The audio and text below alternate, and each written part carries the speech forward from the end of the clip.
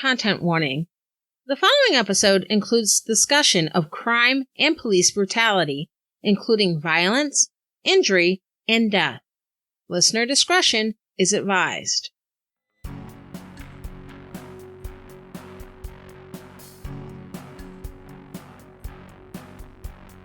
On January 6, 1994, figure skater Nancy Kerrigan left the ice at Detroit's Cobo Hall after a practice skate. She was there for the U.S. Figure Skating Championships, which were only days away. Kerrigan was a favorite to take one of two spots on the U.S. Olympic team. The 1994 Winter Olympics were scheduled to take place in February. Kerrigan left the ice, covered her blades, and then walked behind the curtain, likely heading towards the locker room. Moments after she walked past the blue curtain, she was heard wailing. Since news crews were already at the arena to watch the competitors practice, cameras were rolling as Kerrigan was holding her knee with trainers and coaches surrounding her, trying to figure out what was wrong. She cried out, "Why? Why me?"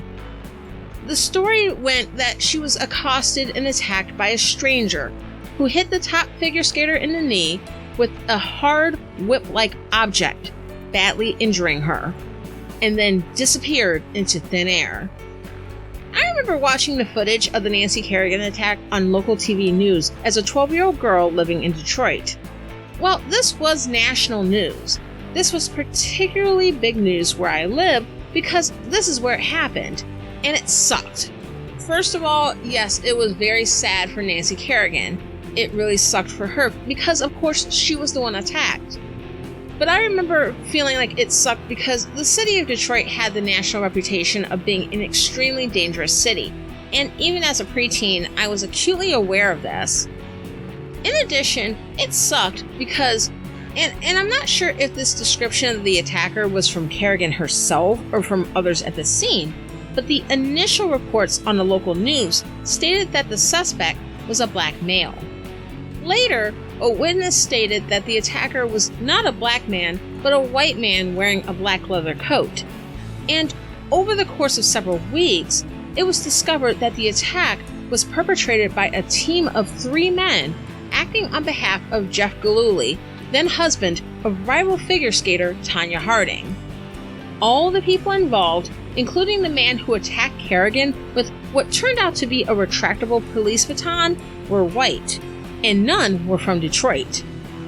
As a black American, there's this habit many of us tend to have, and it's something we developed pretty early on, of holding our breath when watching news stories of violent crime, waiting for the description of the suspect, hoping it's not a black person, and either cursing under our breath when it's one of us, or breathing a sigh of relief when it's not.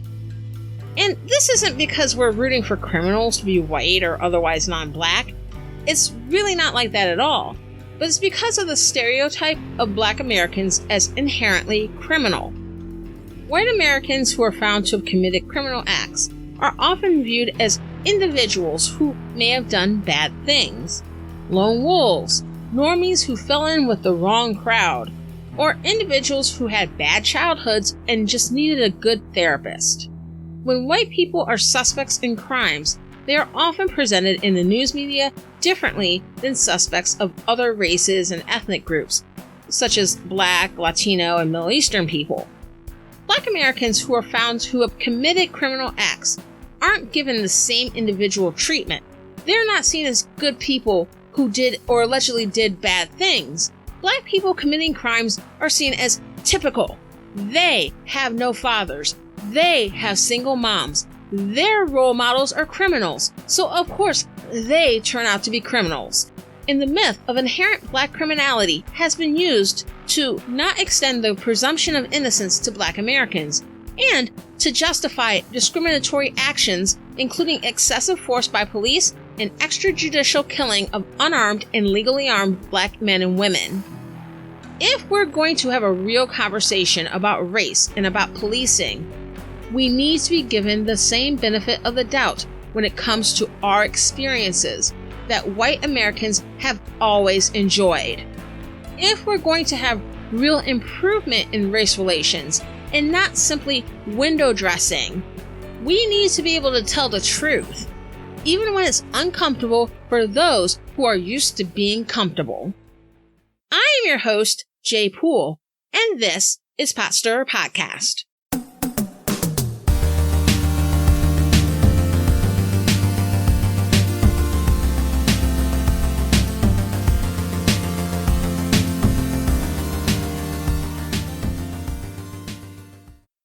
Welcome to Pot Stirrer Podcast, where politics, religion, and history collide, and it's not always polite. This is going to be a two-part episode discussing policing in the United States. Today's episode will focus on how we think about policing, the history of policing in the United States, and some of the outcomes. The next episode, which will be released in about a couple weeks, will focus on the militarization of police and potential solutions, including some of the most controversial, like calls to defund the police. During this time of national reckoning regarding race in places like Minneapolis, Atlanta, Chicago, and in the United States as a whole, I have seen a lot of Black Americans on social media share their experiences regarding policing and police brutality. And I say social media because as a Black American, I have family and friends who have had run-ins with the police. And while I have never been arrested personally, knock on wood, my personal experiences with police have varied somewhat wildly. And I'm a light-skinned Black woman who doesn't have a lot of experience living in poor, over-policed neighborhoods, nor have I lived in neighborhoods openly hostile to Black people. So there are plenty of Black people who have had worse interactions with police than I have. But speaking for myself, this right here isn't a brand new conversation. Even on Pot Stirrer Podcast, I've touched on policing and race in a number of episodes, including in the Detroit America series, the Urban Renewal series, and a multi-parter at the end of last year on the drug war. I haven't done a dedicated episode on policing or police brutality because it touches so many other topics. I mean, even if we talk about some of the places where I've discussed here on the podcast, I've discussed police brutality in light of the history of race relations in my hometown of Detroit, Michigan, because policing and police brutality play a major role in the city's history and some of the issues it has faced. I've discussed it as part of the backdrop of the Urban Renewal series, as police brutality incidents, particularly the murder of Timothy Thomas, were part of what led to the eventual gentrification of Cincinnati's over-the-Rhine neighborhood. The Drug War series essentially tells the story of how racial disparities arose in the way drug laws in the United States were developed and executed, and law enforcement and its ill treatment of Black Americans is a huge part of that. There's even a video I released early on in the podcast as a YouTube exclusive, focusing on the murder of Philando Castile, a legally armed Black man, at the hands of police, which included criticism of the National Rifle Association's unwillingness to speak out on the murder of a man who was exercising his Second Amendment rights. I say all this because I've always felt that this topic was too big to just do an episode about it and call it a day.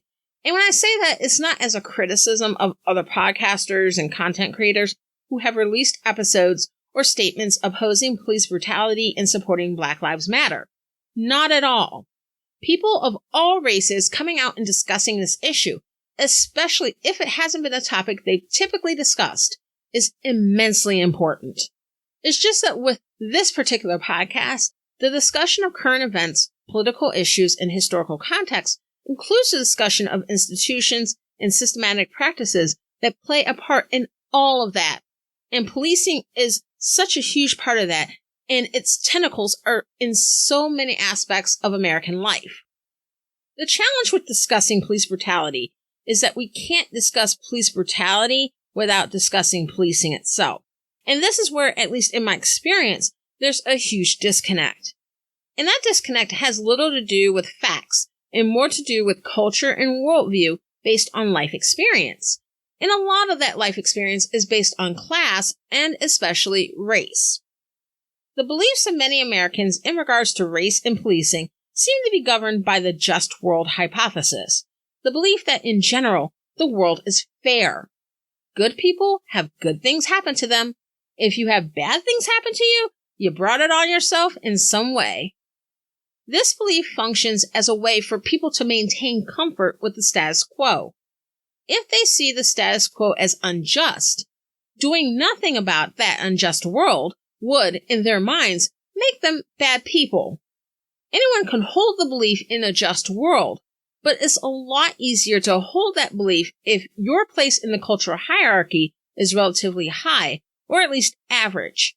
But if your life is full of things happening to yourself, family members, or friends, and the behavior of you or people you know isn't any worse than those with overall positive experiences, it becomes a lot harder to hold onto the belief in a just world. People who believe in a just world often find ways that individuals with negative experiences with institutions could have made better choices, as opposed to dealing with the alternative, that the powerful systems that bring you a relatively comfortable existence are actively harming others. It's at the root of blaming Black men and other men of color for racial discrimination against them in employment, at places like restaurants and nightclubs, and in policing. If they didn't have dreadlocks, if they didn't wear hoodies, white t-shirts, or sagging pants, if their parents named them Scott or Brock instead of Carlos or Javon, they'd get hired, they'd be allowed into our establishment, they wouldn't be stopped and frisked. Without life experience to be told that the institutions we live with on a daily basis, including the police, are unjust, it's easy for people to come to the conclusion that those who levy heavy criticism of the police are anti-cop and pro-criminal. Over the years, in conversations I've had with white and other non-Black Americans regarding policing, there are two responses I hear most often when pointed criticism is levied, especially by Black Americans, of police or policing. I'll discuss the most defensive response first, and why I'm doing that will soon make sense. Number one, you don't trust police? The next time you need them, don't call them. This response seems to be rooted in the idea that police protect and serve all of us who are law-abiding citizens against those who wish to do harm. And that point of view typically comes from what we're taught culturally and the overwhelmingly positive experiences most who make that statement have with police. Police officers are often portrayed as the good guys, the people we should call when we're in danger. Whether it's an officer from Mr. Rogers' Neighborhood, Sesame Street, or Paw Patrol, children are taught when young that police are here to help, and they arrest the bad guys. Police procedurals and courtroom dramas typically enforce that narrative as well. Police investigate, and at the end, they arrest someone, and it's assumed that the person they arrest is the criminal, the bad guy. The trial is a formality, and if they happen to be acquitted, it's not because they didn't commit the crime. Occasionally, these shows have a storyline or story arc involving corrupt or violent police officers, but even then, bad cops are portrayed as outliers.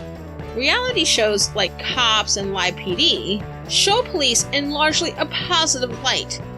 Even most true crime podcasts reinforce the cops are good narrative. And I say that as a huge fan of true crime podcasts. Even mainstream news stories discuss incidents involving police, from investigations, manhunts, and arrests for crimes of various sorts, to civil incidents that might involve police officers in some way, from the perspective of individual officers or police departments, as if the police version of events is the version of events. But if you have good reason not to trust the police, why would you call them? And for a number of Black Americans and other people of color who have had negative experiences with police, if something happens, they may not make that phone call. When I think of police and the idea of interacting with them, whether it's getting pulled over, being involved in a car accident, or contemplating the idea of calling them for whatever reason, it's not that I've convinced myself that every police officer I'm going to run into is bad, but my personal experiences, the experiences of people I'm close to, and that of people I don't know who could very easily be someone I'm close to, all of that suggests that I don't know what cop I'm going to draw when it comes to any given incident. And for people we entrust with so much power, up to the power to ruin lives and take lives, policing as the luck of the draw is unacceptable. According to an article published by the National Academy of Sciences, written by social science researchers Frank Edwards, Hedwig Lee, and Michael Esposito, police in the United States kill far more people than police do in other advanced industrialized democracies. Black and Indigenous people of color, or BIPOC, are significantly more likely to be killed by police than white people, and Latino men are more likely to be killed by police than white men. And over the course of their lives, Black men and boys have a 1 in 1,000 chance of being killed by police. To put that in perspective, imagine a pre-COVID game day at The Ohio State University, where the Buckeyes are playing the University of Michigan. And the horseshoe is filled to capacity, which is about 100,000 people. Then imagine that 100 people in the stands are led to the 50-yard line and executed. Yeah. Many Black and brown Americans don't trust the police for damn good reason, both due to experience and due to these facts regarding police. When you say, "Don't call the police," alright, we won't, and often we might not, or at least we think long and hard before we do so. Don't complain about crime rates rising due to perpetrators not being put away. Trust matters. If witnesses and victims who know who a suspected perpetrator is don't trust the police enough to risk their lives talking to them, they will not cooperate. When you hear about crimes occurring with witnesses that all refuse to talk, it's not necessarily because they believe in shielding criminals. It's oftentimes because the police have demonstrated to that community that they are untrustworthy. Trust matters. And if police behave in a way that shows they cannot be trusted, they will not be trusted. It really is that simple. Number 2. We don't want to lump the good cops in with the bad cops. This is a comment I tend to hear more from well-meaning white people. Well-meaning in the sense that these are typically people who care about racial discrimination and inequality and sincerely want to change it. In other words, this is something I typically hear from people who are discussing these issues in good faith and aren't out here dismissing the experiences of Black and brown Americans who have had negative experiences with police. But there's still that social conditioning that police are the good guys. And when they hear activists, news reporters, and political commentators discuss police accountability and oversight, police demilitarization, not to mention more direct statements like ACAB, all cops are bad, and defund the police, the reaction is, well, wait a minute, yes, there are bad cops, but we don't want to generalize and gloss over the work of good cops by focusing on the bad apples. And I get that impulse to defend police. Look, I have a relative who's a police officer and has been for years. Chuckles has a friend who is a former police officer. We don't want to think of the people we care about, family and friends, as bad people simply because of their current or former profession. And as I've mentioned earlier, I have had varied interactions with police, including some positive interactions. And furthermore, most of us who don't want to come off as prejudiced against anyone don't want to stereotype groups. So I get it. I really do. That said, I have a couple of thoughts addressing this response. Firstly, how do we define good cops? Are good cops officers who don't murder unarmed and legally armed citizens who pose no clear and present danger to them? Are good cops officers who don't assault members of the community they interact with on a daily basis? Are good cops officers who make an effort not to racially profile those they are sworn to protect and serve? Or are good cops officers who are willing to keep their fellow officers accountable when they see them doing wrong things? And that's the question here. Who do we call good cops? If you're in, say, a normal office job, and you observe your colleague embezzling money or sexually harassing a fellow coworker, and you don't say anything, that's not necessarily good behavior. And in police departments, where their jobs are more high stakes than most other jobs, and there is a lot of leeway given regarding police behavior, choosing not to keep your colleagues accountable is not the mark of being a good cop. With police brutality and racial bias in policing making appearances in police departments across the country, there is clearly a widespread issue that is not isolated to a few bad cops here and there. While there are instances of officers who turn in their colleagues for wrongdoing, it's not as often as it should be. And part of it is that all too often, being a good cop, especially when turning in particularly egregious behavior, comes at a hefty cost, including harassment, lack of protection from fellow officers, and even dismissal. There is a social and professional incentive to, at the very least, keep such abuses of power to themselves. And that gets into my second thought. The discussion of good cops versus bad cops is sort of besides the point. Too often, discussions in regards to systemic racism in police departments and other institutions become hyper-individualized. Yes, people are individuals, and many of us don't want to be seen as judging someone without knowing them personally. But unlike people who are grouped together by race, ethnicity, sexual orientation, or gender identity, police officers are being grouped together by profession. You or I can't choose our skin color, or what sex or sexes we're attracted to, or the gender where we feel most at home. But police officers freely choose their profession. And professions come with their perks and their drawbacks, their pros and their cons. They decide to become cops, and certain jobs, certain professions have an institutional culture surrounding it. When I was a college instructor, I experienced the culture within academia, particularly social science academia. And if you're not familiar with it, what I can tell you is that the culture within academia is a lot different than the culture within your typical office environment. And I'm not even talking about politics. The political science program I was a part of in grad school included Republicans, Democrats, those on the right, center, and left.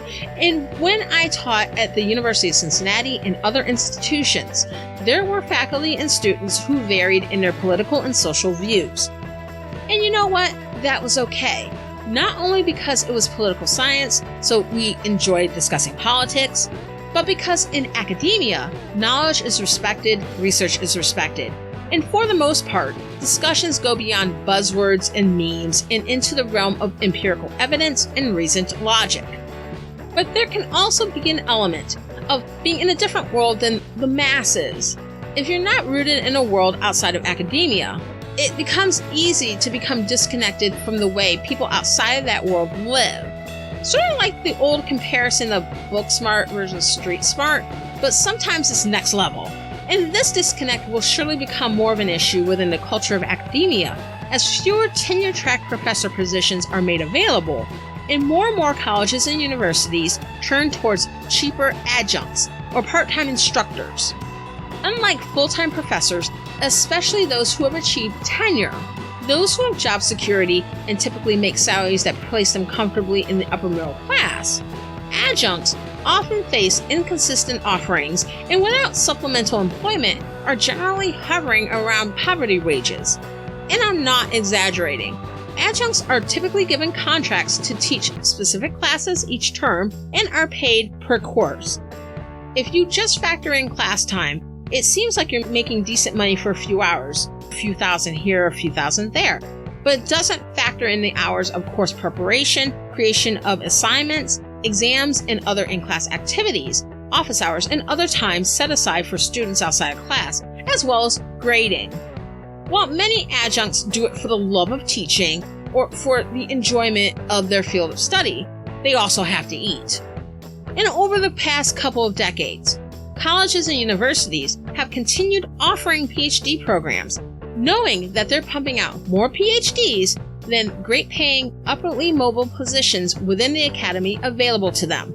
To be fair, I was told in the beginning of my doctoral studies by professors within my PhD program that a number of graduates find work outside of academia, and it presented that as a viable option.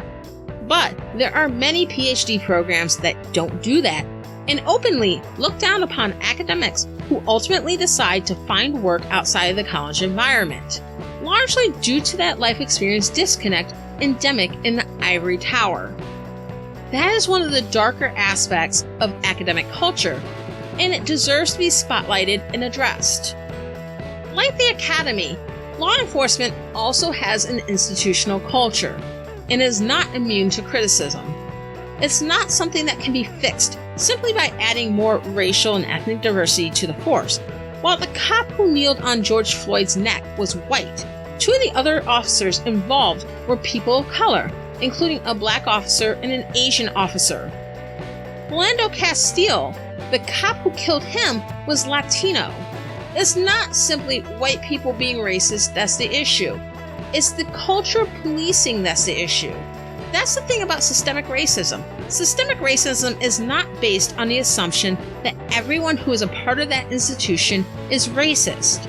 It's based on the idea that the culture of the institution is geared towards producing racially biased outcomes, regardless of the background or mindset of individuals making up that institution. And the idea that we should apply the boundaries we set for talking about ascribed characteristics we're born with, or occur at some point through no fault of our own, that we should apply those same boundaries to institutions is highly problematic. That's what makes the idea of Blue Lives Matter so insulting and offensive. Besides the fact that it's a mockery of Black Lives Matter, Blue Lives Matter is an attempt to shield police as an institution from criticism in substantive reform or reconstruction. It also places a chosen profession on the same level as race or other similar identities. The fact is that being a police officer involves a certain level of risk as you protect and serve. Those who can't handle that responsibility, the responsibility that comes with that kind of power, simply shouldn't do it. Police officers can hand in their badge and gun and walk away from their life as a cop. Black Americans can't walk away from being black. The discussion of good cops versus bad cops is largely meaningless because choices as a police officer cannot simply be chalked up to personal agency. Personal agency matters up to a point, but we can't separate that from the institutional culture, the system police officers live and work under. In other words, when we discuss law enforcement, #NotAllCops is a distraction because we can't divorce the activities of individual police officers from the culture of police departments as an institution. Context matters. And it's the institution itself that leads to police brutality, over-policing, racial and ethnic profiling, and other disastrous outcomes. But Jay, I get it! We all know the system is broken! We really need to fix it. A lot of people, including some who have participated in the Black Lives Matter protests, would say that the system, the institution of law enforcement, is broken. I have probably said it at one point, and I'm sure I thought it. And if something is broken, we of course want to fix it. But when we discuss the culture of police departments across the country, it's important to understand that the system is not broken. It is working exactly as intended. Modern policing, as we now know it, is a relatively recent invention.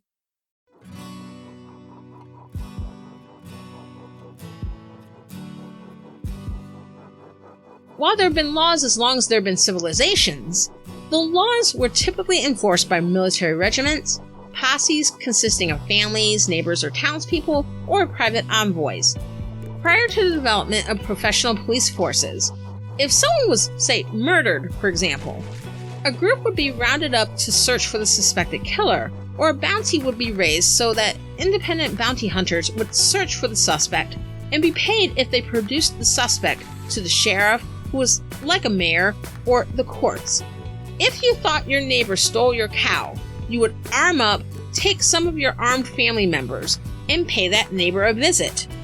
The idea of an institutionalized, publicly supported civilian law enforcement agency entrusted to enforce domestic statutes, that's a relatively new concept.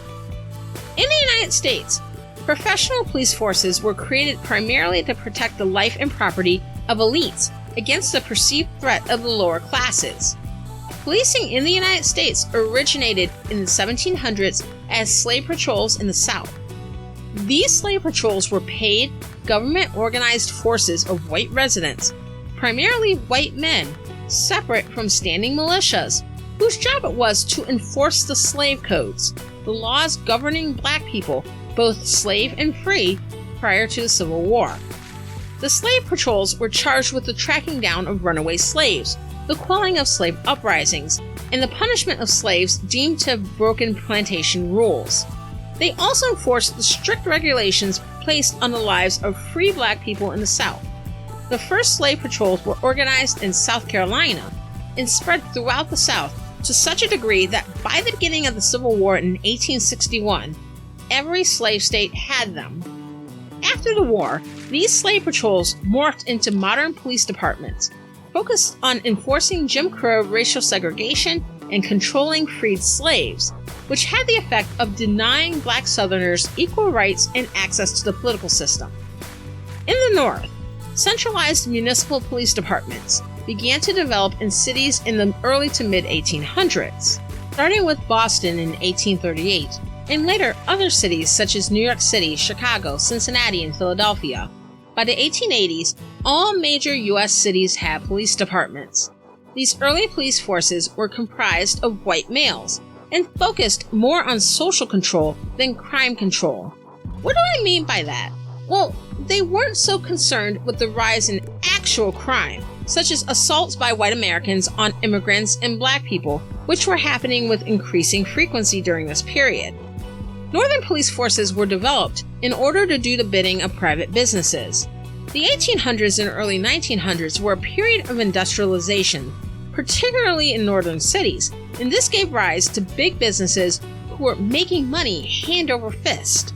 These business interests wanted a stable and orderly workforce, a calm environment to conduct business, and the maintenance of what they referred to as the collective good, an abstract concept referring to what they believed would benefit society as a whole, which pretty much meant what would benefit them.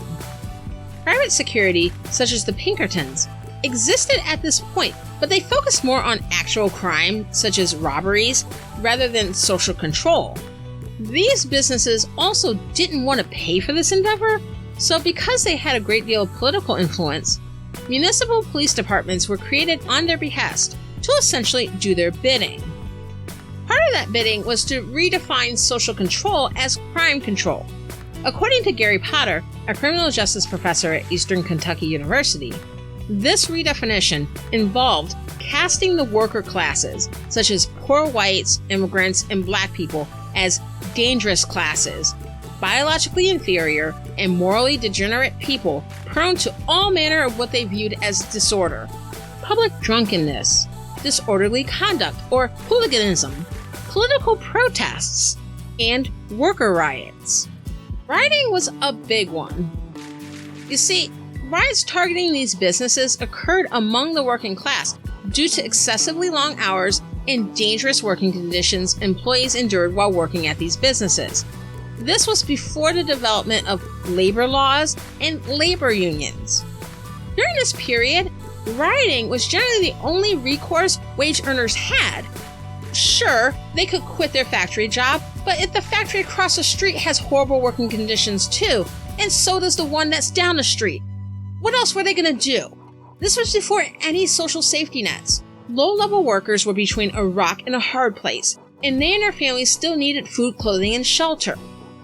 But these businesses were more concerned with maintaining order and their bottom line than the health and safety of inferior workers. And their bought and paid for police departments were here to help.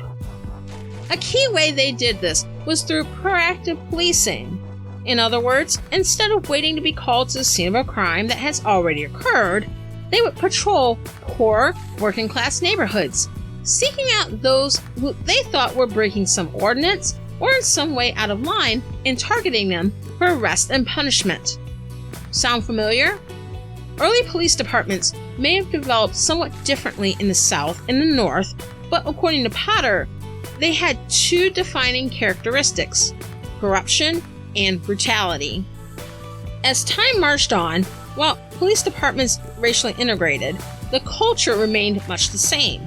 Politicians created laws that criminalized all manner of nonviolent human behavior, primarily targeting the lower classes. These wars on crime extended throughout the 20th century and made Americans, particularly the less powerful in society, people of color, immigrants, women, especially those women who fell into those other categories, into criminals. And not only that, these wars on crime pushed non-violent behavior underground, which led to an increase in actual violence. The criminalization of abortion prior to Roe v. Wade in 1973 made into criminals women who had sex, got pregnant, and desired bodily autonomy, as well as the medical professionals willing to help them. Prohibition, the banning of the transport or sale of alcohol, made the mafia more powerful during the time the 18th Amendment was on the books, and also criminalized a number of immigrant groups, as well as black people and poor whites in the South. And the drug war led to a rise in international cartels and the mass incarceration of black and brown men for drug offenses, leading to the destruction of families and the decline of urban neighborhoods. All of these I discussed more in depth in previous episodes. If you'd like to learn more, I'll link to those episodes in the show notes. These are examples of efforts by politicians on a federal, state, and local levels to create laws that were race or class neutral on paper, but were created in order to criminalize a certain subset of the population, the poor, immigrants that were discriminated against at those points in time, and people of color, especially Black Americans. Even to this day, Potter contends that policing has been tied not to crime, but to politics and economics. The system is, and has always been, working as intended. From the beginning, policing was never about protecting and serving all communities, but about protecting the way of life of the haves from any perceived threat from the have-nots. It was about keeping the lower rungs of society, including Black Americans, in their place and reinforcing the existing social order. Today, law enforcement across the country has doubled down on the enforcement of these statutes, primarily on people of lower socioeconomic status. The overwhelming police presence in poor urban neighborhoods, especially those with a high percentage of residents being people of color. Stop and frisk policies that allow police to randomly search people on the street without a warrant. Cash bail.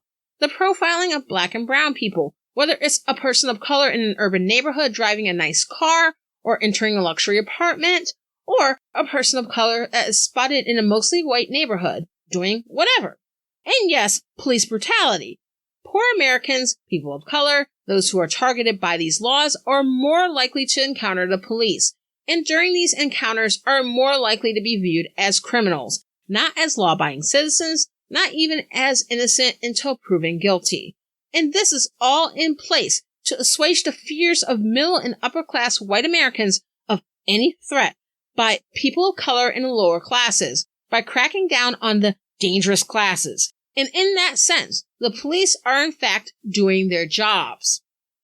A number of right-wing commentators, internet trolls, and white supremacists like to point to a Bureau of Justice Statistics study using FBI uniform crime statistics to show that Black people are mostly being killed by other Black people. You'll often hear it as Black on Black crime to say that police brutality and over-policing is a myth. The study also states in part that Black Americans commit most of the murders, 52.5%, while only being 12 to 13% of the U.S. population. They use that study to support the idea that the targeting of Black Americans by police is not due to racial bias in policing, but due to Black people being inherently more criminal. So that means that ill treatment of Black Americans by police is justified, and if you're Black and you aren't criminal, oh well. By virtue of your race, you don't deserve the presumption of innocence, so just suck it up and comply. But let's take another look at that BJS study. Those who cite it to support anti-Black racism overlook that this study also states that most violent crime, including an overwhelming majority of murders, are intraracial, meaning that the victim and perpetrator are both from the same race. So that includes not only Black on Black crime, but also white on white crime, and so on. And if we take that to its logical conclusion, if you're more likely to be, say, murdered by someone who looks like you, those middle and upper class white people who think that supporting over-policing in urban ghettos makes them more safe are sadly mistaken. But there are also inherent issues with the study itself. If you look at the methodology of the study, which you can find at the end, it states that the findings are based on law enforcement statistics, particularly arrests. The wording within the study and those who cite it assume that arrests equals guilt. In a brief from the Vera Institute of Justice, a think tank critical of policing, the authors point out that when reviewing the BJS statistics regarding race and arrests for crimes, for the most serious crimes of murder, rape, and robbery, these are also crimes with the lowest conviction rates. Besides the fact that if the BJS study is taken at face value, we essentially throw away any presumption of innocence since the study doesn't tell us the percentage of these people who have been convicted of said crimes. We don't know the details of the arrests. Are these people who have been identified through forensic evidence or solely by eyewitness testimony? Well, DNA is more conclusive if handled properly. TV shows like CSI and Forensic Files make us believe that more crimes are solved through DNA and other forensic evidence than is truly the case. Eyewitness testimony still drives a lot of cases, and eyewitness testimony has been demonstrated in studies as one of the most unreliable forms of evidence. This testimony is not immune to biases, including when it comes to racial and ethnic identification of perpetrators. This tendency to identify black suspects for crimes they haven't committed should not be discounted. It was the case in the Nancy Kerrigan attack, and the trope of the criminal black male has been weaponized in murder cases, such as the 1989 Charles Stewart case, where a Boston man murdered his pregnant wife and unborn son in cold blood, and the 1994 Susan Smith case, where a mother in South Carolina drowned her 2 children. In each of these cases, the murderers, both white, feigned being witnesses to the incidents involving themselves and their loved ones, and identified nebulous black men as the perpetrators. In the Stewart case, the crime scene was televised on the show Rescue 911, and it led to mass stop-and-frisk strip searches of black men in the Boston neighborhood of Mission Hill, and an innocent man was even jailed as a suspect for the crime before the truth was discovered. When you look at studies that evaluate racial bias in the criminal justice system, the driving source of racial bias is not in convictions or sentencing, but in arrests. When controlling for poverty, race is not a significant driver of crime. In other words, no race is more likely to commit crime. Poverty tends to be a greater driver of crime than race, not because being poor makes you inherently criminal either, but because in a capitalist society it's expensive to be poor, and it becomes a lot easier to run afoul of the law when you're poor. You can't afford to register your car, but you have to get to work? If you get pulled over, oops, you're in violation. You're homeless and on the streets, and the city decides to pass a law making loitering downtown illegal? Off to jail you go. And that's not even getting into dire circumstances and untreated mental illness that may lead impoverished people towards desperate, dangerous measures. Because in the United States, poverty and race are linked. What we may be seeing is, in part, a function of poverty. But because the study doesn't include wealth or income statistics, no one's talking about that possibility. When it comes to race, black people are much more likely to be arrested than white people, even if being accused of similar crimes. And we especially see this in the drug war. Rates of drug use and drug dealing between the races are nearly identical, but black Americans are much more likely to be arrested than white people. If you end up in the system, even if you're not convicted, it's nearly impossible to escape its clutches. The BJS study's authors do say that homicide isn't quite as underreported as other violent crimes, but if we're only counting arrests, what about homicides where arrests aren't made? It's not that we're unaware of the murder, but for one reason or another, arrests aren't made in those cases. For example, the white men in Georgia who allegedly hunted down and murdered black jogger Ahmaud Arbery were initially not arrested for his killing. If the Arbery murder fell within the time frame of the BJS study, and the public outcry didn't lead to arrests of his alleged killers, this incident may not count. The authors also concede there's about a third of incidents that are part of the BJS study where race is not identified. That's a huge amount of missing data, and that's enough to call the results of the study into question. Now, let's talk about arrests a bit more. There's evidence to suggest that encounters with police are more a function of racial profiling than inherent black criminality. The Washington Post compiled a list of several studies in relation to policing. A subset of these studies focus on traffic stops and other police encounters. This list includes some national studies and several local-level studies. A couple of these studies stood out to me. In a recently published article in the journal Nature Human Behavior, the research team analyzed a dataset with details of nearly 100 million traffic stops made in 21 state patrol agencies and 35 municipal police departments across the country.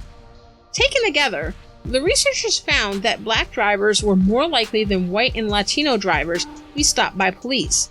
But the disparity was greatest during the day and dropped after dark, suggesting that it's more difficult to ascertain a motorist's race once the sun goes down, especially if police officers see them at a glance driving by. When stopped, black and Latino drivers are more likely than white drivers to be searched. The threshold of suspicion that needs to be met in order for a motorist to be searched is lower for black and Latino drivers than white drivers. In other words, it takes less for a police officer to search black and Latino drivers that have been pulled over than white drivers. This study found that contraband was found on black and white drivers at equal rates, which is not surprising given that drug use is pretty much equal between blacks and whites. Latino drivers were less likely to have contraband in their possession than either group. In states where cannabis has been legalized, there has been a significant drop in searches overall, but the disparity in searches still persists.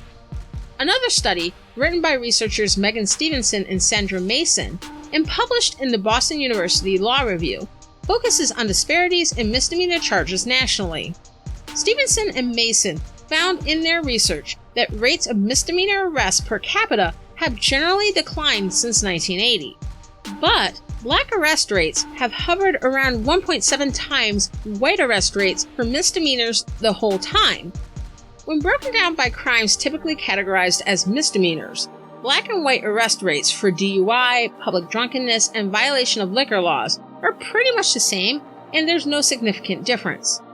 But the black arrest rate is at least twice as high as the white arrest rate for disorderly conduct, drug possession, simple assault, theft, vagrancy, and vandalism. The racial disparity is even wider when it comes to vice, such as prostitution and gambling. Black people are arrested 5 times as often as white people for prostitution and 10 times as often for gambling. We don't typically talk about misdemeanor offenses because these are low-level offenses that typically involve fines and little to no jail time.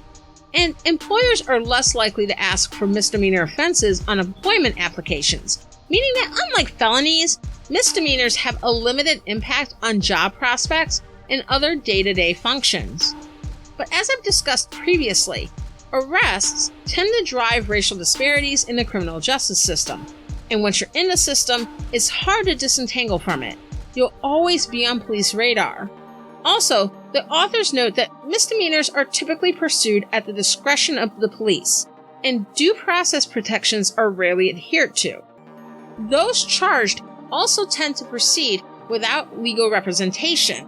They point out that while some misdemeanor offenses, such as shoplifting and misdemeanor assault, are less serious versions of felony offenses, a number of others, like disorderly conduct, public drunkenness, prostitution, loitering, trespass, and vagrancy, are offenses that are not universally embraced as crime and are often outgrowths of poverty, addiction, or mental illness. Stevenson and Mason contend that in many jurisdictions, misdemeanors function as a means of social control, focused primarily on keeping tight reins on the poor and people of color. When taken together, these and other journal articles the Washington Post compiled on policing and racial profiling told a relatively consistent story. Black people, as well as Latinos to a less consistent degree, are more likely than white people to be approached by police, in numbers grossly disproportionate to their percentage of their state populations or their propensity to commit crimes.